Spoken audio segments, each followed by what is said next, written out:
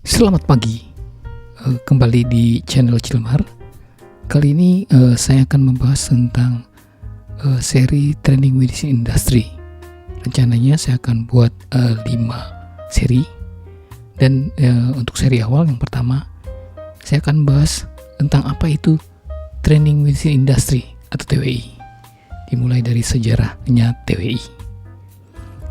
Nah, ceritanya dimulai dari kira-kira awal tahun 2000-an. Banyak industri manufacturing yang melakukan benchmark ke Toyota. Ya, kalau misalkan dilihat, itu banyak sekali buku yang dibuat tentang Toyota. Ada Toyota Way, Toyota Way Fieldbook, Toyota Talent, dan Toyota Culture, dan lain-lainnya. Nah, kalau misalkan kita lihat jumlah unit yang dijual pada tahun 2006, itu General Motor bisa menjual 9.090.800 unit, sedangkan Toyota bisa mendekati GM 9.010.700 unit. Ya, ini suatu prestasi yang luar biasa. Dan katanya keuntungan di tahun 2007 itu ada sebesar 2 triliun yen. Bayangkan saja, itu keuntungan, bukan penjualan. Nah, katanya banyak keberhasilan Toyota itu karena adanya implementasi salah satunya dari apa yang diajarkan dari Training Within Industry. Nah, kita berlanjut ke sejarah Training Within Industry ya. Pada tahun 1400 di bulan Juni sebelum Perang Dunia Kedua, pada saat Perang Dunia Kedua itu Prancis menyerah kepada Jerman. Nah, karena Prancis menyerah kepada Jerman, sebagai sekutunya Amerika ingin membantu Prancis atau mungkin negara-negara di Eropa. Nah, bagaimana caranya? Nah, kalau misalkan mereka mengirimkan orang-orang yang muda ke daratan Eropa, berarti Amerika akan kekurangan tenaga-tenaga yang produktif. Tapi di satu sisi, untuk menunjang perang itu membutuhkan misalkan senjata, mungkin peluru, atau bahkan mungkin juga pakaian, bahkan juga istilahnya rangsum atau makanan. Nah, kalau misalkan tenaga produktifnya semua banyak yang ke Eropa, nah siapa yang membuat untuk bisa memproduksi itu? Nah, akhirnya pemerintah Amerika lewat komisi perangnya itu mereka membuat apa yang dinamakan sebagai TWI, Training Within Industry Service. Nah, ini hebatnya Amerika ya. Misalnya banyak hal yang suatu teknologi yang dibuat itu ditemukan oleh Departemen Pertahanannya. Ya, misalkan seperti GPS atau mungkin juga internet dan lain-lain. Nah, dibuatlah akhirnya namanya TWI Service, dan akhirnya tujuannya adalah untuk memenangkan perang global. Ya, tujuannya jadi Training Within Industry TWI awalnya adalah untuk memenangkan perang global. Dan ternyata itu berhasil ya. Nah, kalau misalkan kita lihat ya, bagaimana propaganda mereka ya, seperti yang tercantum ditampilkan di sini ya. Bekerja, work so they can fight. Atau bahkan istilahnya menampilkan wanita untuk melakukan pekerjaan supaya yang laki-laki itu bisa ke medan perang. Nah, ini juga kalau misalkan makin banyak wanita yang bekerja, itu kemenangan akan semakin dekat katanya. Propaganda ini dilakukan oleh Departemen Pertahanan atau komisi Dewan Perang Amerika. Ya, ini juga termasuk salah satu propagandanya. Nah, kalau kita bisa bicara tentang TWI Service sendiri, TWI Service itu dibentuk tahun 1400, dipimpin oleh 3 orang, yang kelaknya dijuluki The Four Horsemen of TWI. Itu direkturnya adalah Channing Rice Dooley, asisten direkturnya adalah Walter Dietz, Mike Kane sebagai asistennya, dan juga William Conover sebagai asisten direkturnya. Nah, asal mulanya dari mana? 3 dari 4 orang ini pernah bertemu dalam training yang dikembangkan oleh Charles R. Allen. Ya, Charles R. Allen ini membuat suatu istilahnya metode ya untuk bagaimana mempercepat untuk pembuatan kapal perang untuk di Perang Dunia ke-1. Ya, judul bukunya adalah The Instructor, The Man, and The Job. Dan metode yang dikembangkan oleh Charles Allen ini adalah metode 4 step, yaitu show, tell, do, and check. Nah, berjalannya waktu, dampak TWI terhadap perang seperti apa? Ini adalah data dari Departemen Pertahanan atau Komisi Perang Amerika sendiri. Dari 600 perusahaan yang dimonitor, itu 86% perusahaan itu mendapatkan peningkatan produksi minimal 25%. Semua perusahaan mendapatkan pengurangan training sebanyak 25%. 80% perusahaan mendapatkan pengurangan jam kerja lebih dari 25%. Ya, 55% perusahaan mendapatkan pengurangan material sisa minimal 25%. Ya, dan juga pengurangan dari pengangguran dari seluruh perusahaan itu adalah sebanyak 25%. Angka ini merupakan angka yang luar biasa. Ya, kalau misalkan kita bayangkan ya, peningkatan produksi 20%, berarti kalau misalkan selama ini suatu pekerjaan itu dilakukan oleh dalam 20 hari kerja, berarti kalau misalkan peningkatan produksi 25%, berarti pekerjaan yang 20 hari bisa dilakukan selama 15 hari.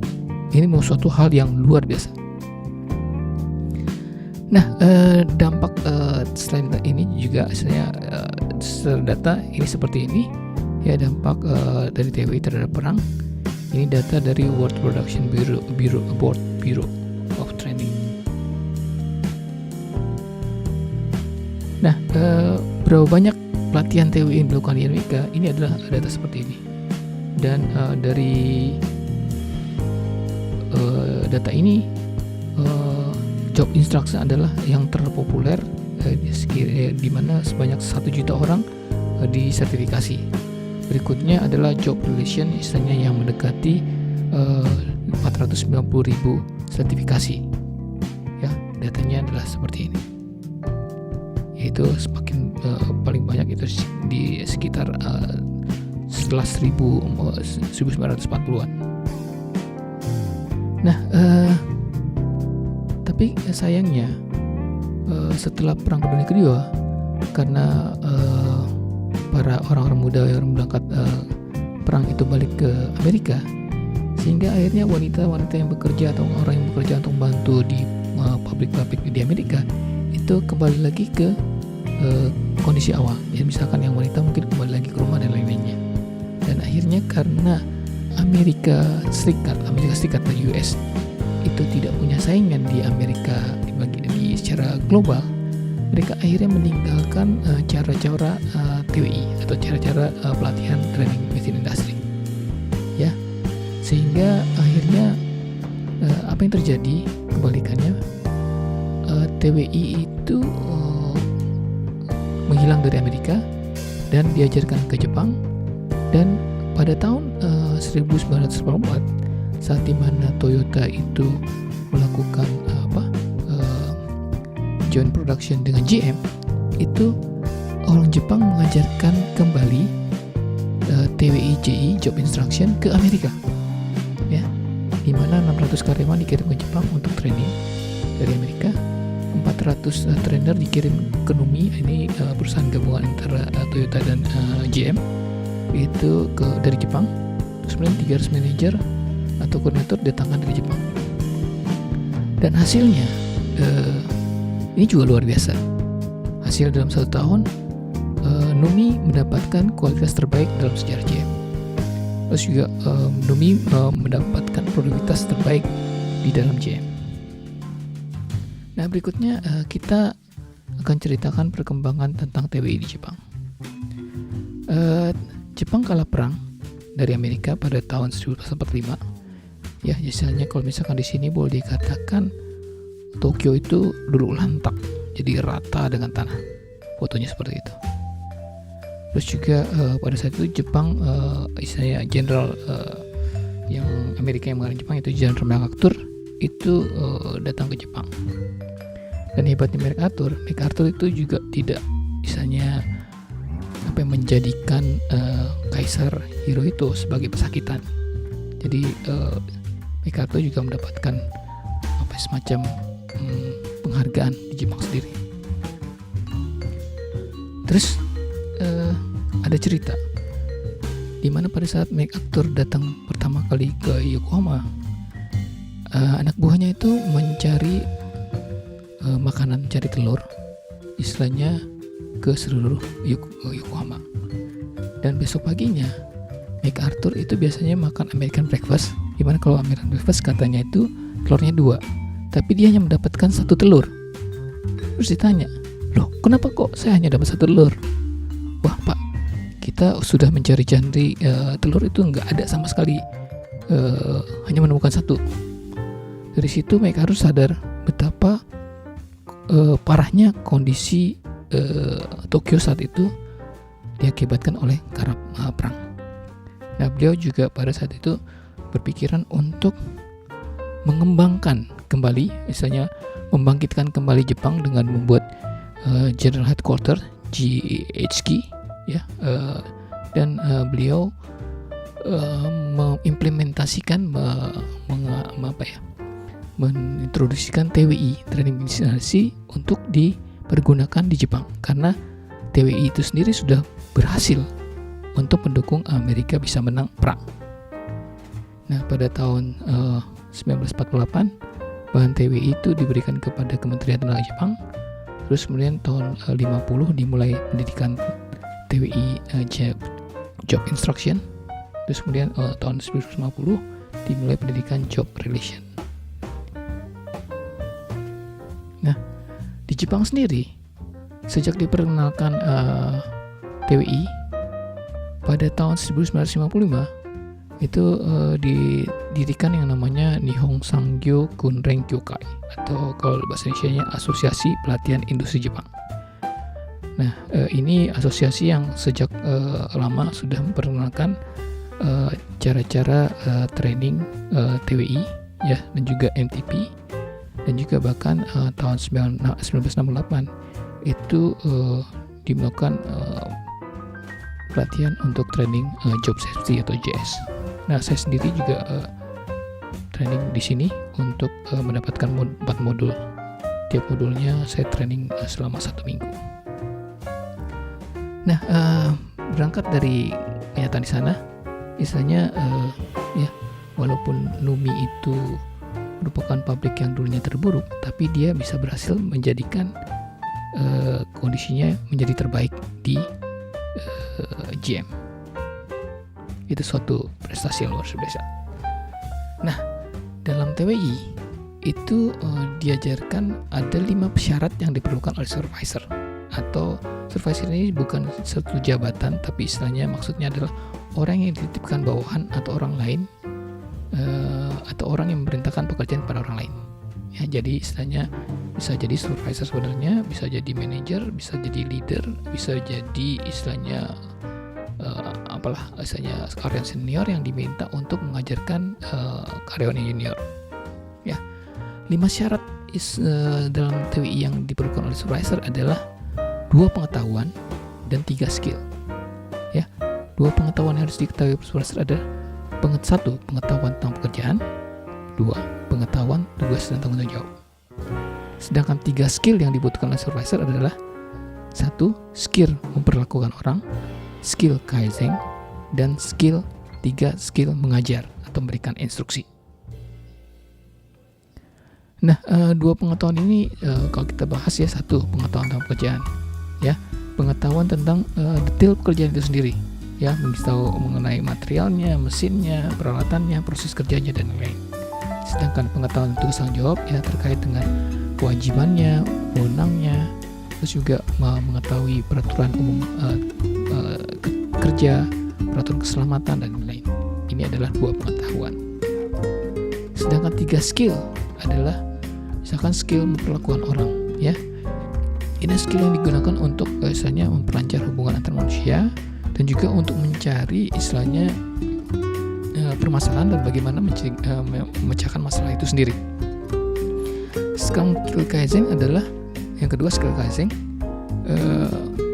Seorang supervisor harus melakukan penelitian detail pekerjaan itu sendiri, terus bagaimana mempermudahnya dan menggabungkannya sehingga produktivitas atau efisiensi bisa ditingkatkan.